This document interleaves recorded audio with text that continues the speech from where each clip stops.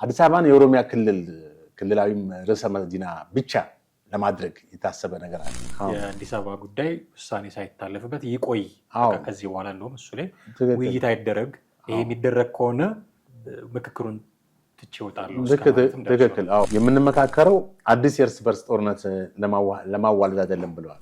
የክልል አወቃቀር እንዴት ይሁን እያልክ እየተከራከርክ በጎን ደግሞ አዲስ አበባ የኦሮሚያ ትሁን ብለህ እንዴት ነው በጣም ምክንያቱም የኦሮሚያ ክልል እኮ ላይኖር ይችል ነበር በምክክሩ ሂደት። የኦሮሚያ ርዕሰ መዲና መሆን ነች። አሁንም እኮ ችግር የለውም፣ ርዕሰ መዲና ብትሆን ችግር የለውም። ግን በባለቤትነት የኦሮሚያ ነች መሆኑ የለባትም። በርዕሰ መዲናነት የኦሮሚያ ብቻ መሆኑ የለባትም።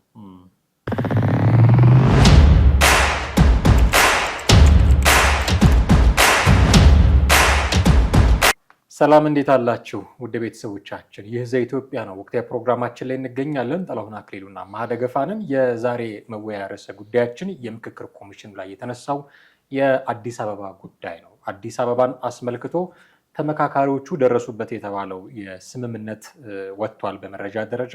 እሱን መነሻ አድርገን አንዳንድ ጉዳዮችን እናነሳለን። እስከ ፕሮግራማችን ፍጻሜ ድረስ አብራችሁን ቆዩ። እንዴት አለህ ትሌ? ሰላም ነኝ። ሰላም አለው። የምክክር ኮሚሽኑ እያደረገ ያለው ምክክር አሁን በጣም መነጋገሪያ የሆነ ነው። በተለይ አዲስ አበባ ጉዳይ በጣም መነጋገሪያ ሆኗል። አጀንዳው ብዙዎች ትኩረት የሰጡት አጀንዳ ሆኖ ተገኝቷል። እስቲ እንደ ወደ ውስጥ ገብተን አወዛጋቢ ነገሮችን ከማንሳታችን በፊት በጥቅሉ አጀንዳው ላይ የአዲስ አበባ ጉዳይ በብቸኝነት ሊባል በሚችል ደረጃ በዋነኝነት ማለት አንድ ነገር ነው ከሌሎች አጀንዳዎች በተለየ መልኩ በጣም ጎልቶ የታየበትን ሁኔታ እንዴት አገኘው?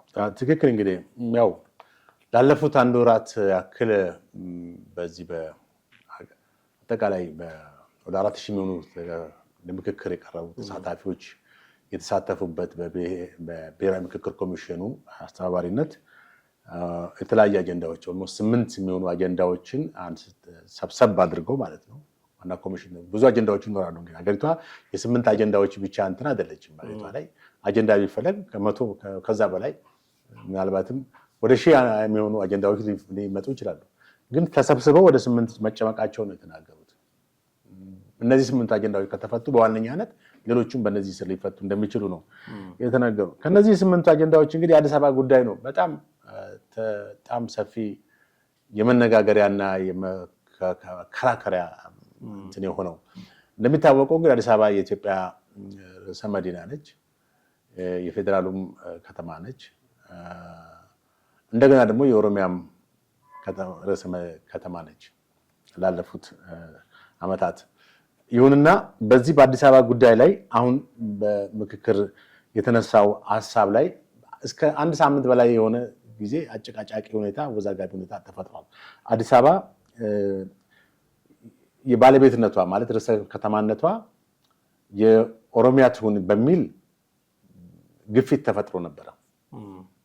ለምሳሌ በቡድን ተደራጅተው ከ10 ወደ 50 በሚለው ሁኔታ ላይ ተስማምተው ነበረ ቃለ ጉባኤውን ወደዛ ለማሳለፍ ማለት ነው። ነገር ግን ወደ 250 ምክክር እንትኖቹ ቡድን ሲፈጥሩ ልዩነቶች ተፈጠሩ፣ አለመግባባቶች ተፈጠሩ።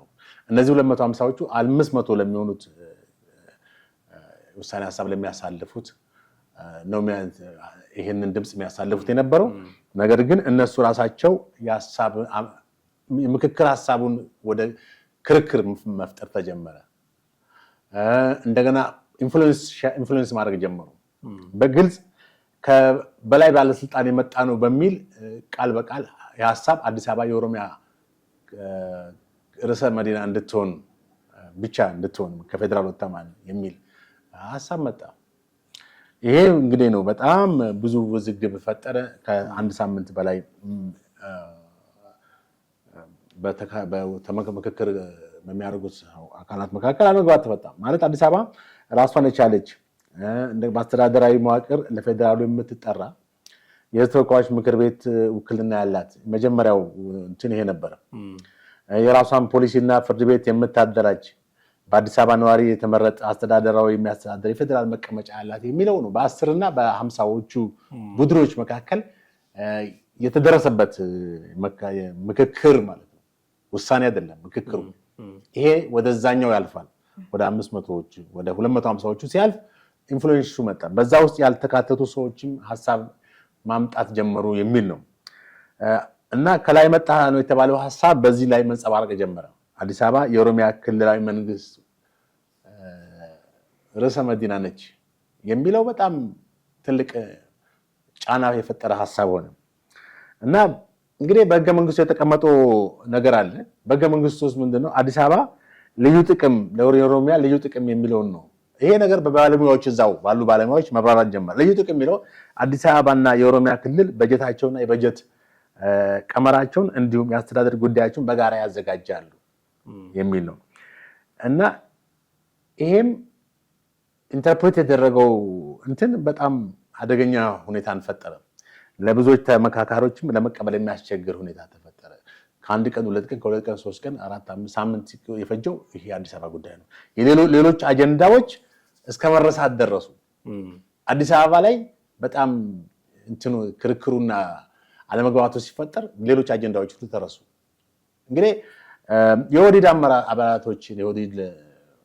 አባላቶች ናቸው የሚባለው እንግዲህ እዛ አካባቢ ከነበሩ ሰዎች እንደሰማ ነው የኦህዴድ አባላቶች አዲስ አበባ የኦሮሚያ ክልላዊ ርዕሰ መዲና ነች፣ አዲስ አበባ በኦሮሚያ ክልል ውስጥ ነች፣ ሴንተር ነች እና የኦሮሚያ ነች የሚል በጣም ከባድ ድምፅ ማሰማት ጀመሩ። ይህንን ሀሳብ ደግሞ ከበላይ የመጣ ነው። ከየት ከበላይ? ከመንግስት ማለት ነው፣ ከብልጽግና መንግስት። በዚህም ጊዜ ኢቭን የብልጽግና አባላት ሁሉ ለሁለት የመከፈል ዛት ሚንስ ኦህዴድ አባላት የሆኑ የብልጽግና ኦህዴድና የባዴኑ የአማራው ብልጽግና መካከል ከባድ ልዩነት መፈጠር ተጀመረ የሚል ነው። ኤንዌስ እንግዲህ አንዳንዴ ምክክሩ ወደ አሁን 250ዎቹ ፕሮፌሰር ማናቸው መስፍን እንግዲህ እነዚህ 250ዎቹ የራሳቸውን እንትን ኢንፍሉዌንሻል ማድረግ አልነበረባቸውም። ያንን ሀሳብ ወደዛ ወደ 500ዎቹ ማሳለፍ ነበረባቸው። ነገር ግን እነሱ አጀንዳው በእነሱ አስተሳሰብ ሴት እንዲሆን ፈለጉ። ገብተዋል። ከላይ መጣ ነው በሚልም ጫና መፍጠር ጀመሩ እና አዲስ አበባ የኦሮሚያ ክልላዊ መንግስት ርዕሰ ከተማ መሆኗ እውቅና የሚሰጥ አይነት ሁኔታ አዝማሚያ ተፈጠረ። በዚህን ጊዜ ነው እንግዲህ ለ500 ቡድኑ ወይም ይህ ሀሳብ 500 በሚባለው ቃለ ጉባኤ ውስጥ እንዲካተት ተደረገ። ከዛ በኋላ እንግዲህ ነገሮች ሁሉ ወደ አለመግባባት መጡ።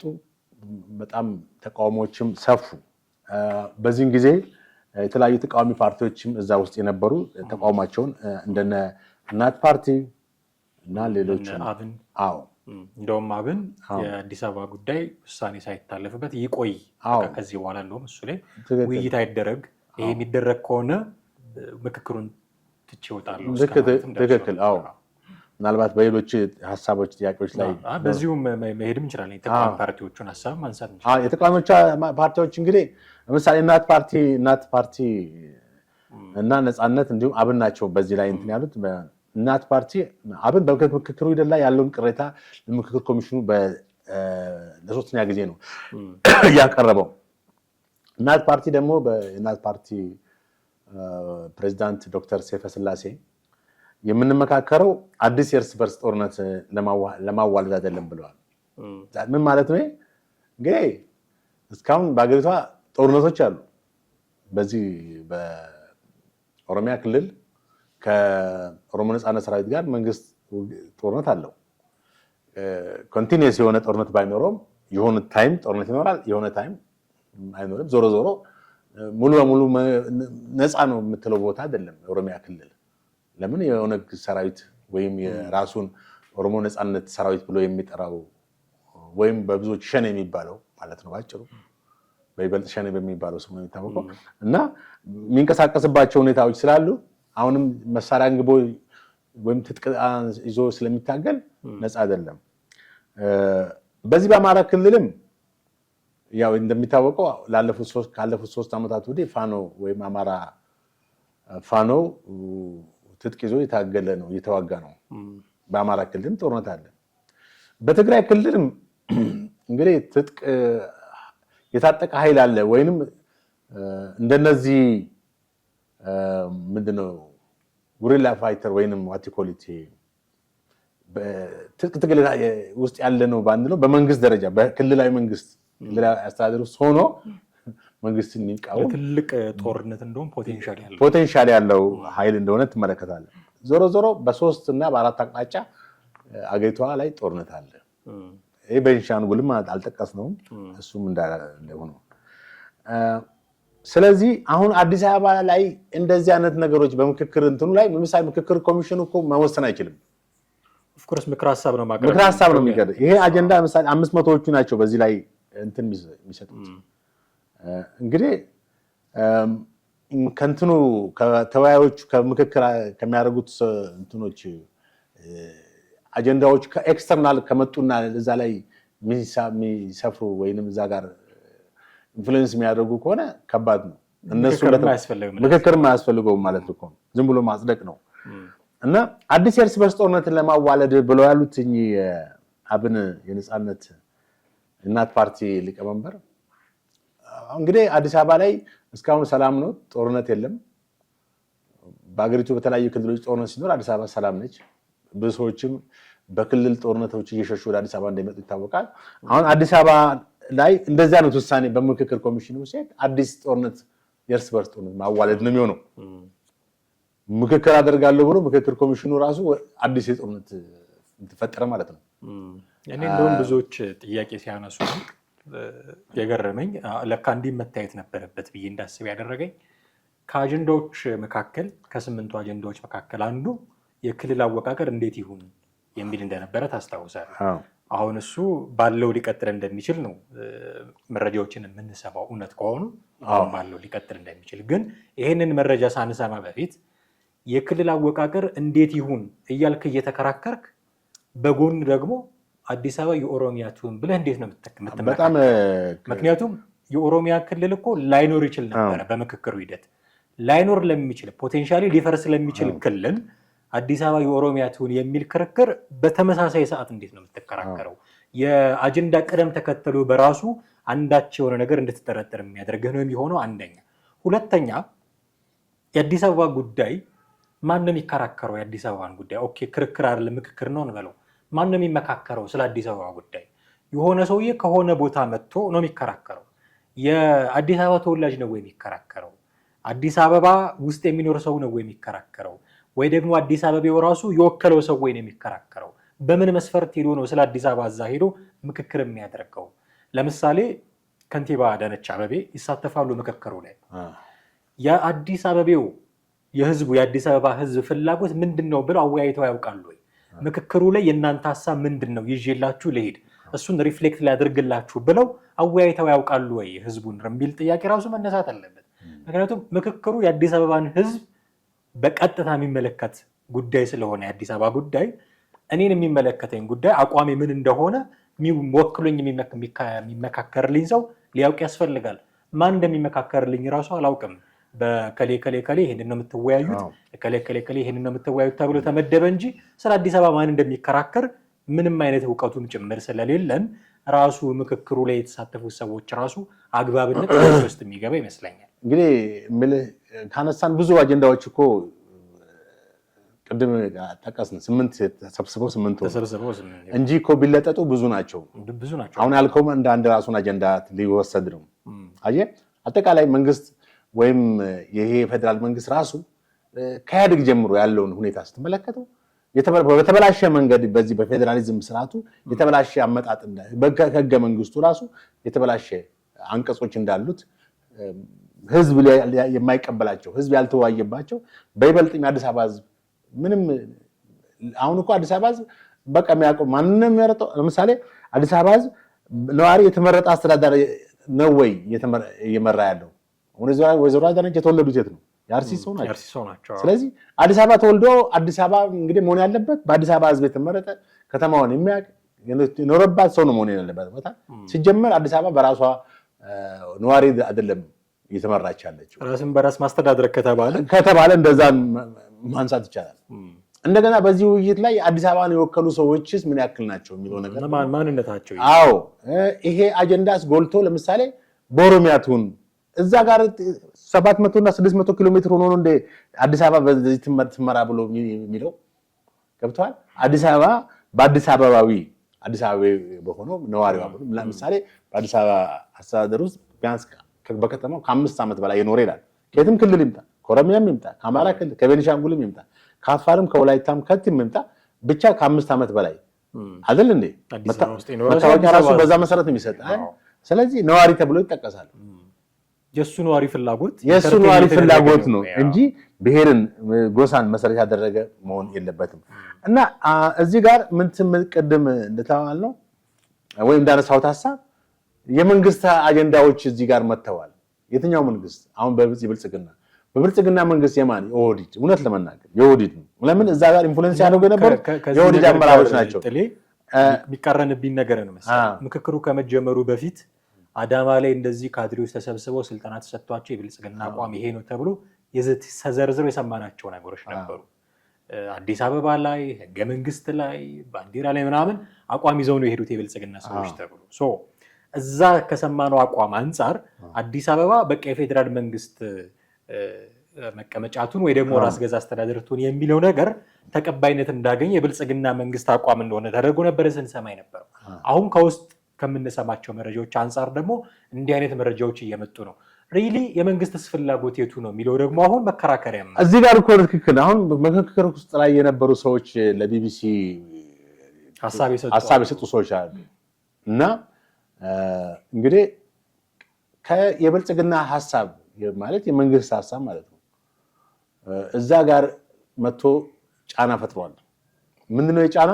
አዲስ አበባን የኦሮሚያ ክልላዊ ርዕሰ መዲና ብቻ ለማድረግ የታሰበ ነገር አለ። አስቡ እንግዲህ አዲስ አበባ ውስጥ ወደ 10 ሚሊዮን ወይም ከዛ በላይ ህዝብ ይኖራል ብለን እናስብ። ይሄ ሁሉ ህዝብ ለአዲስ አበባ አሁን ዛሬ ላለችበት የከተማዋ ሁለንተናዊ ገጽታ የከተማዋ ልማት ብትል መሰረተ ልማቷን ብትል ህንፃዎቿን ብትል መንገዶቿን ብትል የኮሪደር ልማቱን ብትል መዝናኛ፣ አረንጓዴ ዋቴቨር ሁሉ ነገር በዚህ መንግስት የተቀረጹ ነገሮች ቢሆን የሁሉም ኢትዮጵያዊ አስተዋጽኦ አለበት። በንግድ ደረጃ ብትል በየትኛውም ቦታ ላይ አዲስ አበባ የተገነባችው በአንድ ብሔር አይደለም፣ በአማራው፣ በኦሮሞ፣ በትግሬው አይደለም። አጠቃላይ እነዚህም ብሔሮች አሁን የጠቀስኳቸውን ጨምሮ በመላ ኢትዮጵያ ብሔር ብሔረሰቦች የተገነባች ነች። ስለዚህ የአንድ ብሔረሰብ ኦፍኮርስ የኦሮሚያ ክልል ውስጥ ነች ያለችው፣ በእርግጥ ልክ ነው። ግን እዛ ውስጥ ስላለች ብቻ ኦሮሚያ ክልላዊ ብሔረሰብ አሁን አስበው እንደዛ ቢባል አዲስ አበባዊ ያለ ነዋሪ አዲስ አበባዊነቱን አሁን አንተ የራሴ ነው የምትለውን ከተማ የምትሰራበትና በሰው ሀገር የምትሰራበት ይለያያል እኮ። በሰው ከተማ የምትሰራበት ይለያያል አይደል? አዲስ አበባ አንተ ከተማ ስትሆንና አሁን ነጋዴ ብትሆን አንተ እዚሁ ያንተ ከተማ ነች፣ እዚሁ ተነግዳለህ፣ እዚሁ ታተርፋለህ፣ እዚሁ ሀብት ታከማቻለህ፣ እዚሁ ኢንቨስት ታደርጋለህ ማለት ነው። ካልሆነስ ያንተ ከተማ ያለች ከተማ ላይ ወደ ክልል ከተማ ነው የምታመራ፣ ሀብትን ሁሉ ለዛ የምታሻገር። የከተማዋ ጽዳት፣ የከተማዋ ልማት፣ የከተማዋ ሁለንተናዊ ለውጥ ስላንተ አያገባም። ለምሳሌ አማራ ክልል ሆኖ የሐዋሳ መለወጥ የሐዋሳ ከተማ ማሸብረቅ በአንጻራዊነት ለምሳሌ የሐዋሳ ሰው ነው ደስ የሚለው ወይንስ የአማራ ክልል ያለ ሰው? እዛ የሚኖረው ሰው አይ የባለቤትነት ስሜት ማለት ነው። ለህዝቡ መተው አለባቸው። አሁን እነዚህ ሰዎች የፖለቲካ አጀንዳ ነው ፖለቲካሊ ነው ቅርጽ ማስያዝ የፈለጉት። እነሱ የፖለቲካ አስተሳሰባቸውን እዛ ጋር ፑሽ አድርገው በሰው ኃይል በብዛት እዛ ጋር ስለነበሩ ነው። መንግስት ደግሞ እዚህ የፖለቲካ አጀንዳውን በዚህ በእንትኑን አቺቭ ለማድረግ በዚህ በምክክር ኮሚሽኑ በኩል ዓላማውን አቺቭ ለማድረግ ያደረገበት ሁኔታ ነው የምትመለከተው። አየህ አሁን ጠቅላይ ሚኒስትሩ በተደጋጋሚ ጥያቄ ተነስቶላቸዋል። የመንግስት እጅ አለበት በምክክር ኮሚሽኑ ላይ እንደዚህ ጫና አለበት፣ አይ የለበትም ብሎ አስተባብለዋል። እኚህ ዋናው ኮሚሽነር ማናቸው መስፍን አርአያ ምን አሉ? ሊጠመዝዙን አይችሉም ሊያስፈራሩን አይችሉም ብሎ አልተናገሩም መቼም ባለፈው። ምክንያቱም ኢንፍሉዌንሱ አለ ማለት ነው። የኦሮሚያ ባለስልጣናት እዛ ምክክር ኮሚሽን ውስጥ ጫና ማድረግ ፈልገዋል። ስልጣናቸው የክልል መግለጫ ላይ አዳዲስ ተሳታፊዎች መግባት ያቆሙ ያ ነው እኮ ቅድም እኮ ያልኩ 250 ምናምን ያልኩ ቁጥሩ እኮ ይሄ ነው እኮ። አዳዲስ ተሳታፊዎች በአዲስ አጀንዳዎች ያመጣዋል።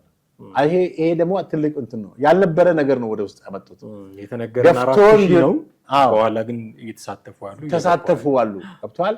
እነዚህ 250ዎች ስፔሻሊ ምናምን የመጀመሪያዎቹ 10 እና 50ዎቹ ለምሳሌ በዚያ ያክል ቁጥር በአብላጫው ሆኗል የሚለው ንግግር ሲመጣ ኖ ቁጥር እንደዛ ይባል እንደዛ ከሆነ የሌሎቹ ድምጽ ተሸፈነ ይመጣል የሚል ሐሳብ አቀረቡ። እነዚህ ከኦሮሚያ ክልል የመጡት ምንድነው መባል ያለበት? አማራጭ አንድና አማራጭ ሁለት አማራጭ አንድና አማራጭ ሁለት ይሁን በሚል ኤኒዌይስ ይሁን አማራጭ አንድ አማራጭ ትክክል ይሆናል። ማጆሪቲ እና ማይኖሪቲ ሊሆን ይችላል። ግን አሁን ተደረሰ የተባለበት ስምምነት ራሱ ምንድነው? እሱም ማንሳት ከቻለ አዲስ አበባን አስመልክቶ እዚህ ስምምነት ላይ ተደርሷል የሚል መረጃዎች አሁን እንግዲህ ይሄን ኦፊሻሊ በመንግስት ሚዲያ አልተሰማም። መረጃዎች ግን በሶሻል ሚዲያ ላይ ወጥተዋል። በመንግስት ሚዲያ ትናንት ማታ ጠብቄ ነው ማታ አልተነገረም። ዛሬ ምናልባት ይሄን እንትን ያደርግ ይችላል። ኤኒዌይስ አሁን የመንግስት ሚዲያው ራሱ የምታምነው ነው ወይ? የመንግስት ሚዲያ እኮ አሁን የመንግስትን አቋም ብቻ የሚያንጸባርቅ ነው። እውነት ለመናገር አሁን ኢንዲፔንደንት ሚዲያ አይደለም መንግስት ሚዲያ። ኢትዮጵያ ቴሌቪዥን ብትል ፋና ብሮድካስት ብትለው ይሄ ሌላው ምንድነው ኤኤምኤን አማኖ አዲስ አበባ ሚዲያ ኔትወርክ ብትለው ነፃ ሆኖ እንትና አሁን ምሳሌ የተናገርናቸውን ሐሳቦች በዚህ መልኩ አያቀርቡም። የሆነ የመንግስትን እንትና በዛ ጥጋ ሲዘው ነው በራሳቸው እንትን የሚያቀርቡት። ኤኒዌይስ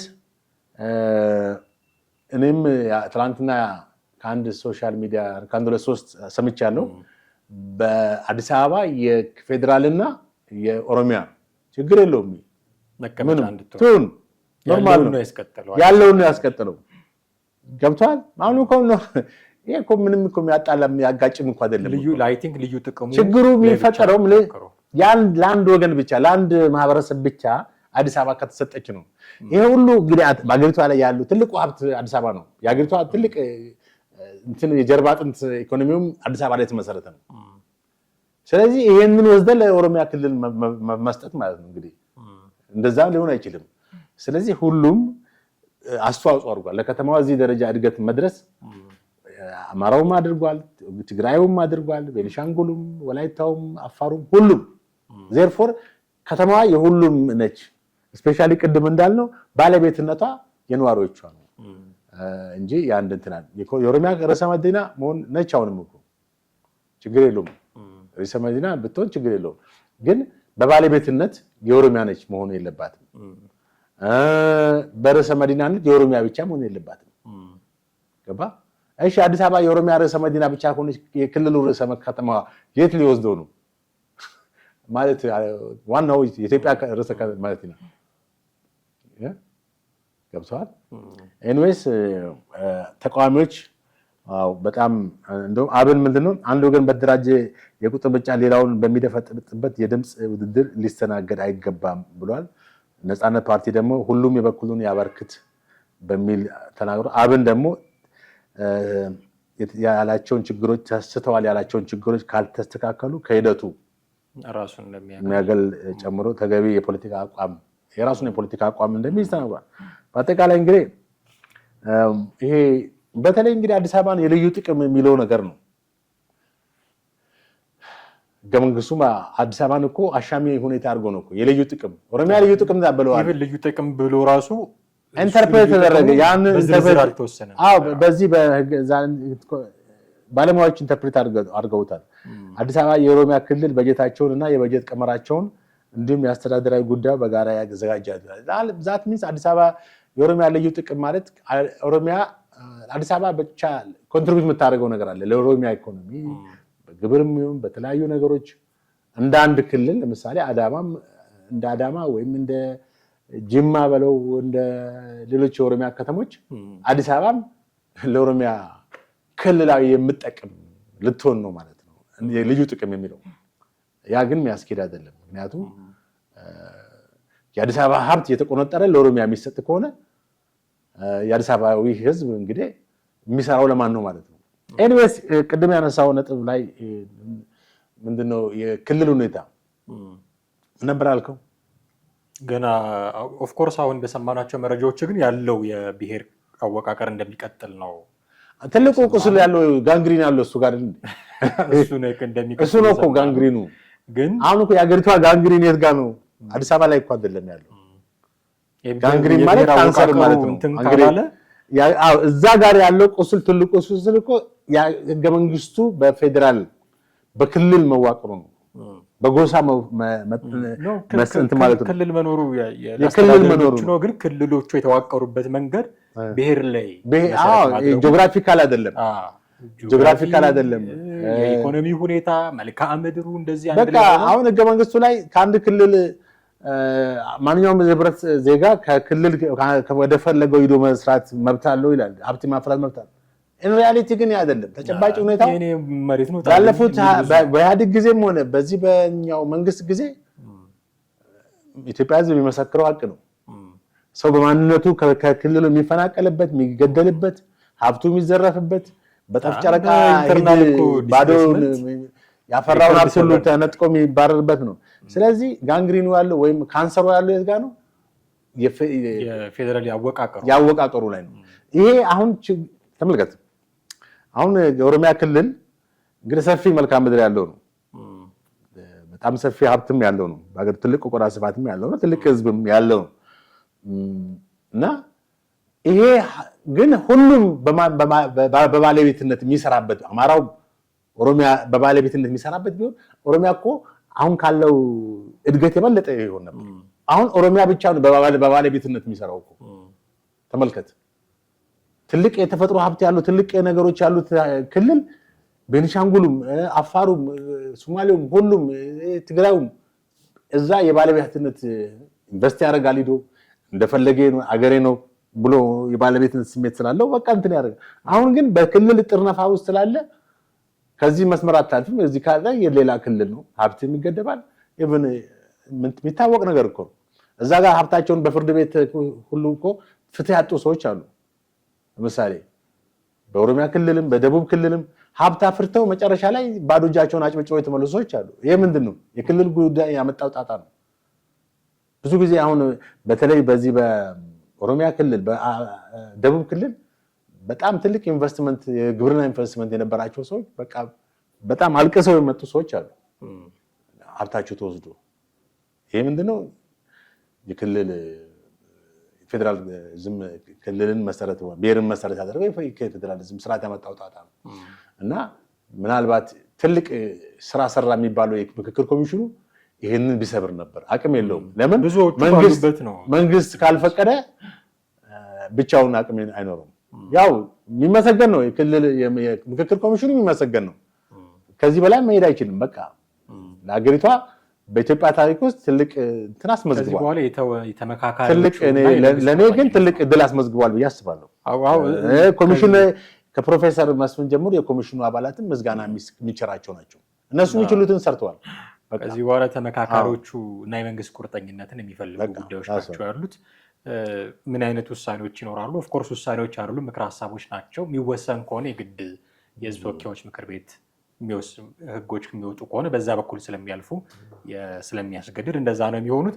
ምክር ሀሳቦቹ ግን ተጠቃለው እነዚህ ናቸው እስኪባል ድረስ የምንሰማቸው በወፍ በረር አሁን ቅድም ያልከው እንትን ምናልባት ዛሬ መንግስት ሚዲያ ይናገረዋል። አሁን አልቋል እኮ አይደል? ዛሬ ነው ያለቀው። ዛሬ ነው የሚያልቀው። የ500ዎቹ ደረጃ ተደርሷል። ከዚህ በኋላ ደግሞ በጥቅሉ ለሚቀርበው ቀርቦ አሁን የበለጠ ሴንሲቲቭ የሆነ የአዲስ አበባ ጉዳይ ነው። አዲስ አበባ ህዝብ እንግዲህ ሊወሰንበት ነው ማለት ነው ባለበት። እሱን እናያለን ምን አይነት ምክረ ሀሳብ እንደሚሰጥ።